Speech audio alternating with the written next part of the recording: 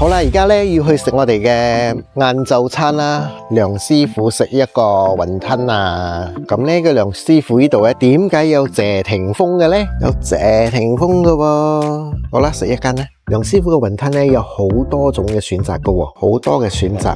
所以我一份咧就係盲盒，我唔知係咩啦，食一下先。呢個係肉嘅，好食喎。所以一份咧就係鮮蝦蟹子雲吞啦，係加咗一個蒜蓉醬嘅，紅紅地啦，我唔知辣唔辣啦。蒜蓉醬真係有啲辣辣地嘅喎，唔係有啲辣，真係好辣啊！後勁有點強，這個是麻辣的。